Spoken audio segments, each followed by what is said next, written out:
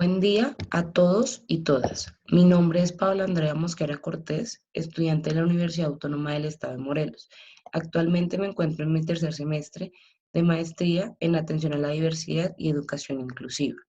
El día de hoy les voy a socializar el proyecto de grado que he venido realizando, titulado Didácticas Flexibles, Enseñanza y Aprendizaje de las Matemáticas en una Escuela Multigrado de Yegapixtla, Morelos. Proyecto de grado que ha sido tutorado por el doctor Eliseo Guajardo Ramos en compañía de la doctora Yolanda Rosa Rivera y el doctor Eduardo Hernández Padilla. Para el desarrollo de esta investigación parto de tres consideraciones. La primera, enseñar y aprender matemáticas, pero desde los pensamientos matemáticos, como lo son el numérico, el espacial, el aleatorio, variacional y métrico. Dentro de este proceso he evidenciado la dificultad específica y las dificultades generadas por el ambiente. La dificultad específica recae en los resultados nacionales e internacionales en pruebas de matemáticas. Ahora bien, el programa para la evaluación internacional de alumnos PISA, por sus siglas en inglés, para el año 2012 y 2003 se enfocó en el área de matemáticas. Dentro de este informe exponen diferentes resultados en comparación con otros países y en comparación con México. Para el año 2012 obtuvo un alza de 28 puntos en comparación con el 2003. Sin embargo, en el año 2012, el 55% de los alumnos mexicanos no alcanzó el nivel de competencias básicas en matemática. Este porcentaje denota efectivamente el desarrollo del proceso de enseñanza y aprendizaje, es más de la mitad de la población. En este mismo informe señala que el puntaje promedio sitúa a México por debajo del desempeño promedio de Portugal, España, Chile y Uruguay, y por encima de países como Costa Rica, Brasil, Argentina, Colombia y Perú. Los últimos resultados de PISA se tienen del año 2015, aunque su concentración fue en ciencias, se compara con el enfoque de ciencias del 2006. Aún así, en el área de matemáticas sacan resultados específicos en comparación con los siguientes países. Es así como en México obtiene un promedio de 408 puntos en matemáticas por debajo del promedio de la OECD de 490 puntos. Y sitúa al país al lado del desempeño promedio de Albania y debajo de países de Portugal, España, Uruguay y Chile. Y lo sitúa por encima de países como Georgia, Colombia, Perú, Brasil y República Dominicana. La segunda consideración que tengo en cuenta es el contexto y ambiente de aprendizaje. Para este caso será la escuela multigrado. Hay que entender la distribución de los docentes de la escuela multigrado, pues estas pueden ser bidocente, unidocente o tridocente. Comprender las características de ubicación geográfica, pues estas escuelas se encuentran en zona urbana, alejados del casco urbano. La infraestructura y los recursos didácticos que son pocos o nulos en estas escuelas.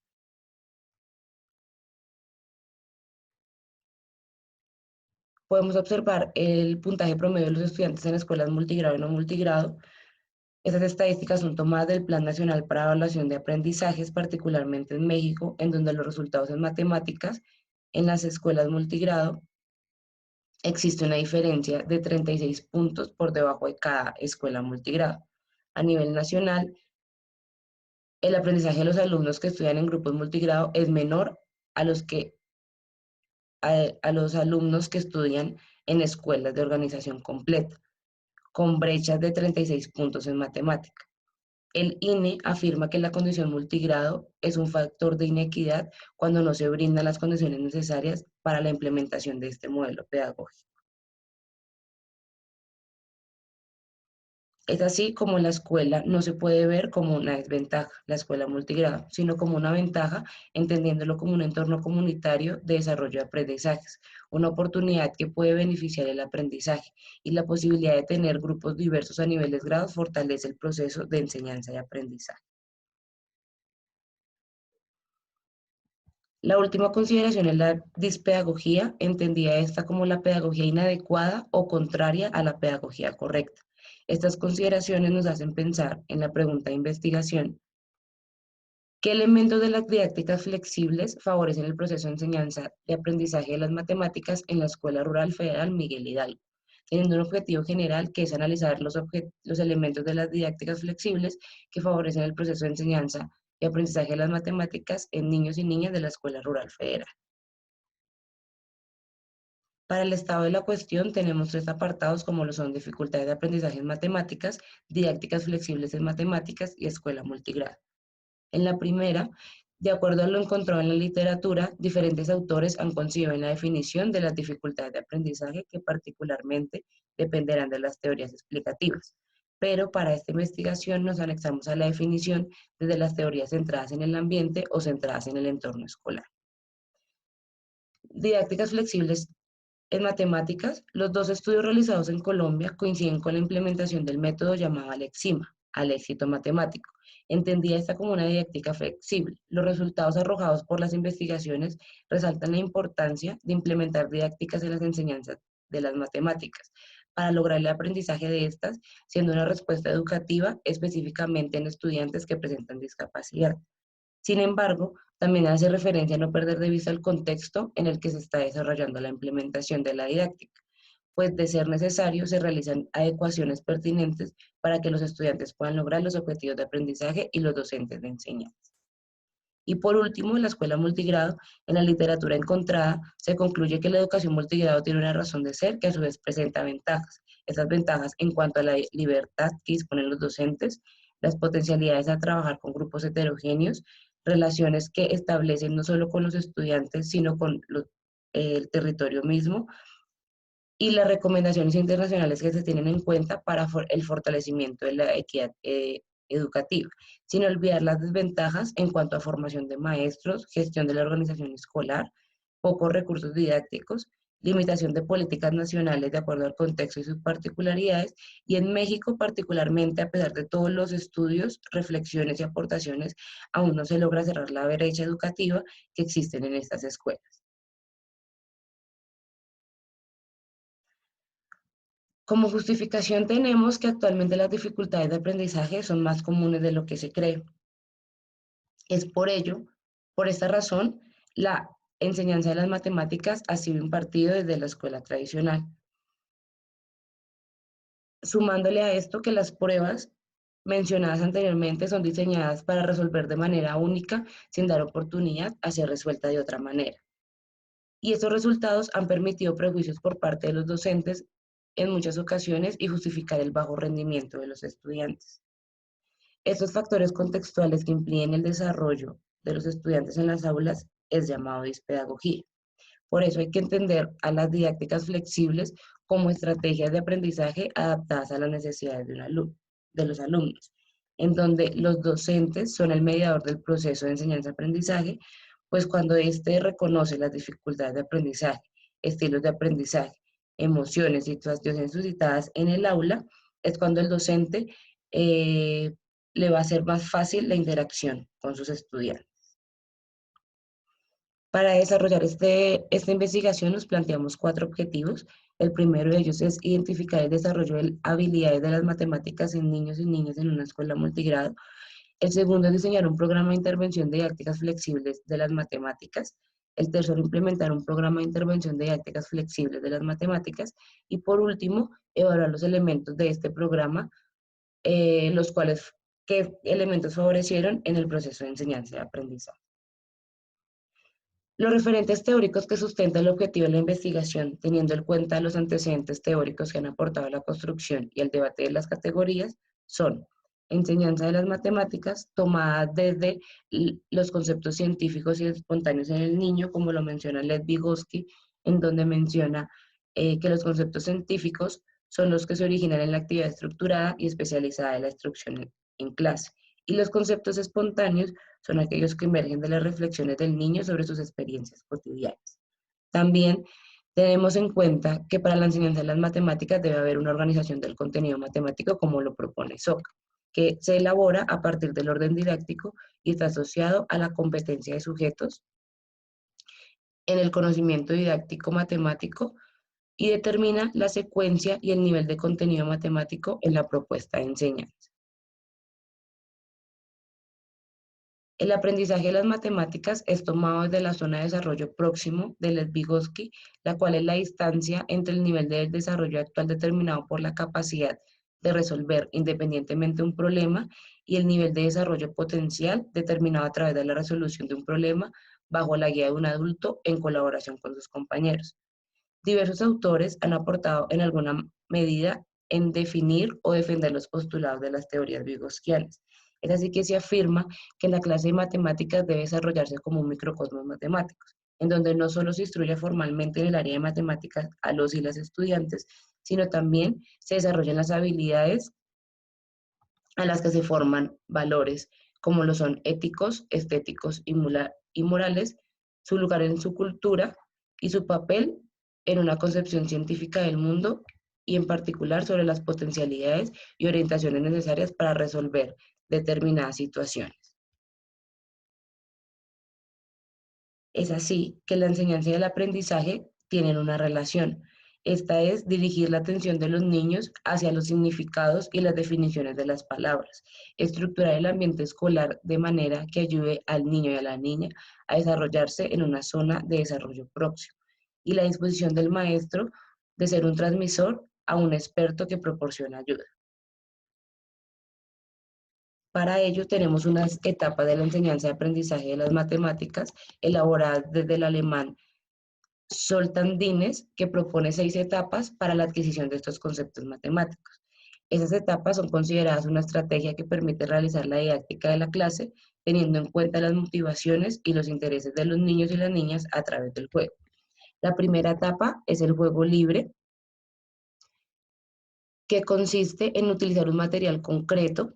Los y las estudiantes crean su propio juego con el material y puede ser utilizado en las etapas posteriores. El objetivo principal de esta etapa es que puedan los y las estudiantes manipular los objetivos libremente, los exploren y surja la adaptación. La segunda etapa es juego estructurado, que consiste en que él y la docente da pasos a seguir para que los y las estudiantes ejecuten utilizando el material empleado anteriormente. El objetivo de esta etapa es que la actividad sea más estructurada que la anterior, pero aún así tenga la ausencia de claridad en lo que se busca. La tercera etapa es el isomorfismo. Consiste en que se presenta un juego diferente a los y las estudiantes, pero con la estructura anterior. El objetivo de esta etapa para dar conciencia de la estructura de los juegos realizados, en donde ponen la misma estructura, pero presentan una apariencia diferente. La cuarta etapa es la representación gráfica, que consiste en representar gráficamente las actividades realizadas anteriormente, sobre todo las de la segunda etapa, y el objetivo de esta etapa es representar estructuras esquemáticas como forma de visualización de esta.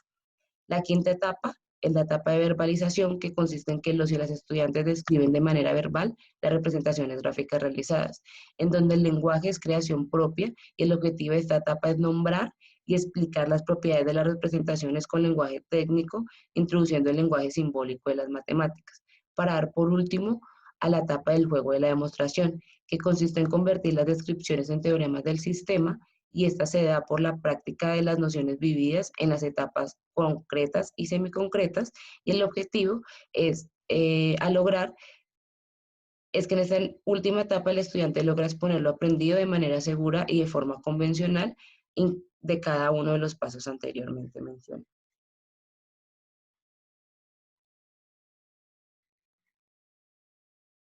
Es así que pasamos a las didácticas divididas en tres. En la didáctica general, que es la ciencia de la educación que estudia o interviene en el proceso de enseñanza-aprendizaje con el fin de obtener la información intelectual. Para así enfocarnos en la didáctica diferencial o especial, que es incorporada a la didáctica general, pero esta tiene que cumplir y dar respuesta a los problemas derivados de la diversidad del alumno. Dentro de ella rescatamos la didáctica flexible, que es la enseñanza a personas con discapacidad. Para, por último, enfocarnos en las didácticas específicas, que son las didácticas que nos permiten mejorar los contenidos de enseñanza y aprendizaje y observar cómo los estudiantes evolucionan y puedan resolver problemas dentro y fuera del aula. En ella contienen los materiales de texto y los materiales manipulativos de cada una de las áreas a trabajar. En este caso específico serían las matemáticas.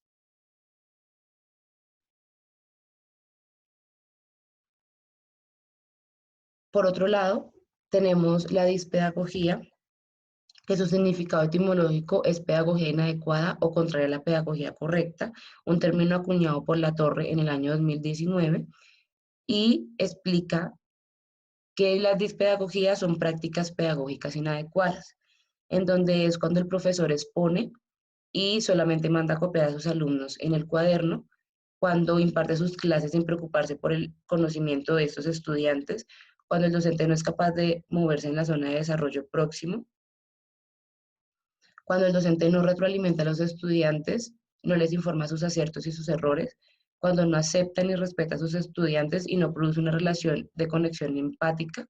Es por eso que se afirma y se aconseja que cuando el profesor no es capaz de desarrollarse de una manera plena en el aula de clase, es hora que se dedique a otro trabajo, puesto que debe estar cansado y ya no puede ofrecer nada a los estudiantes. Es así como todos estos, entendiendo también la dispedagogía, genera dificultades de aprendizaje en las matemáticas. Para el método tenemos de tipo mixto, que será cualitativa y cuantitativa, con una preponderancia cualitativa. Por un lado, la cuantitativa pretende medir con indicadores la apreciación por parte de los participantes, y la cualitativa permitirá responder a los intereses propios de la investigación. Dentro del diseño tenemos el diseño secuencial de tipo exploratorio. Pues este diseño implica una fase inicial de recolección y análisis de datos cualitativos, seguida de otra donde se recaban análisis de datos cualitativos. Y por otra parte, Hernández señala que los estudios exploratorios sirven para familiarizarnos con fenómenos relativamente desconocidos, para obtener información sobre las posibilidades de llevar a cabo una investigación más completa respecto a un contexto particular. Para así tener un alcance comparativo, pues esta responderá a las fases establecidas para el desarrollo de la investigación. Dichas fases serán cuatro. La primera de ellas es contextualización, que es la caracterización del contexto, la revisión teórica e identificación del programa de intervención. La segunda será el planteamiento, que en ella habrá implementación de los instrumentos de observación, trabajo in situ, levantamiento de información para posteriormente crear y adaptar el programa de intervención. El tercero es ejecución e implementación, que es la implementación de la propuesta y la recolección de datos e información arrojada en las etapas anteriores. Y la última es la sistematización, que será el análisis y sistematización de los resultados. Los instrumentos de observación son cuatro. El primero de ellos es evaluación del conocimiento matemático, que es una adaptación de Benton y Luria, y esta evalúa cuatro componentes. El primero es evaluar la capacidad del niño para comprender los números presentados de forma oral y escrita, que son los componentes simbólicos del cálculo. La segunda es evaluar la habilidad del niño para el cálculo oral y escrito. La tercera, evaluar la habilidad del niño para contar elementos gráficos y series numéricas. Y la cuarta, elaborar la capacidad del niño para el razonamiento matemático. El segundo instrumento es el test-back escolar, diseñado por el psicólogo Ricardo Ross, que contiene una pregunta general, que es ¿cuál es el canal sensorial predominante en el alumno? Esta es aplicable a estudiantes en edad escolar. Lo diligencia el docente, contiene 45 preguntas y su calificación es de 0, 1 o 2 puntos, reflejando lo que más le ocurre al estudiante. Y contiene tres columnas: visual, auditivo y kinestésico. La columna que más sume es el canal predominante del estudiante. El tercer instrumento son encuestas semiestructuradas a estudiantes y padres de familia. Esas serán de tipo Likert y cada una contiene 5 preguntas. Para tener una entrevista a docentes multigrado, esta contiene 10 preguntas abiertas, 2 preguntas cerradas, y todas están relacionadas con el área de matemáticas en escuelas multigrado.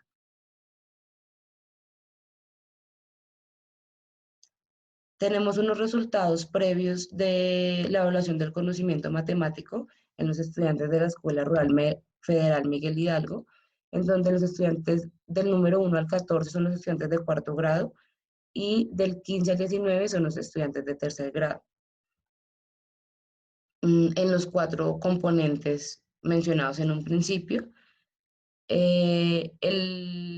la barra azul es el resultado esperado, es el resultado, perdón, y la barra naranja es el resultado esperado. Entonces, en el componente A de comprensión de números presentados en forma verbal escrita, observamos que solo un estudiante cumplió con el resultado esperado, que fue el número 7, al igual que en el cálculo oral y escrito. En el C, que es contar elementos gráficos y series numéricas, también el alumno 7 logró el resultado esperado.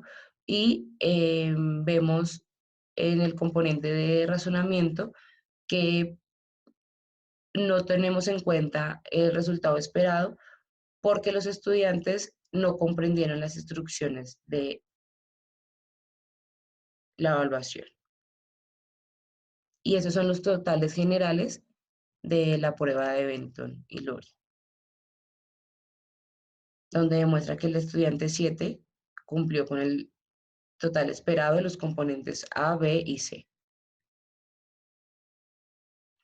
Tenemos unos instrumentos de recolección que serán el diario personal, el diario de campo y la propuesta pedagógica en sí.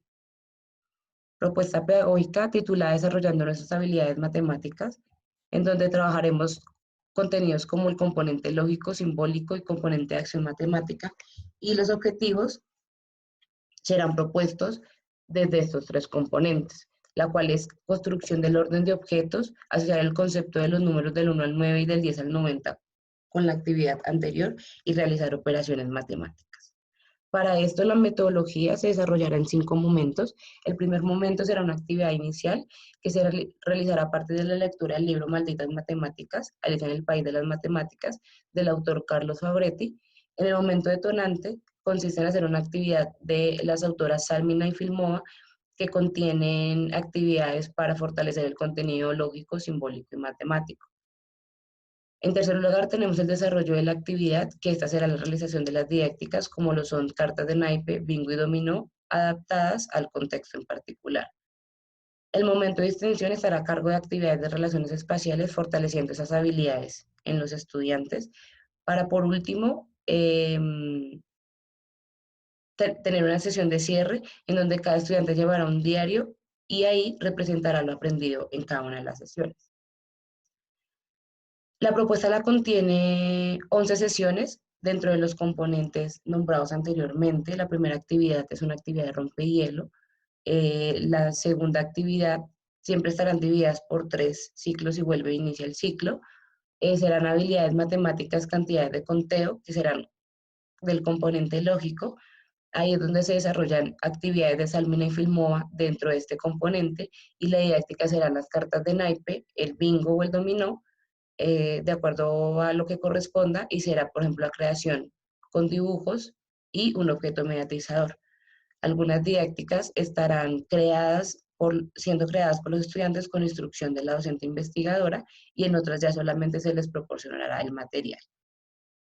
La tercera actividad es el concepto de número desde el componente simbólico, en donde se desarrollarán actividades de Salmina y Filomova para el componente simbólico, y estas serán ya las cartas de naipe con el número, para tener por último las acciones matemáticas, que es la suma dentro del componente matemático. Serán actividades que desarrollen este componente y ya se harán las cartas de naipe, pero para sumar. Muchas gracias. Esta es la bibliografía tenida en cuenta. Y recuerda, quédate en casa.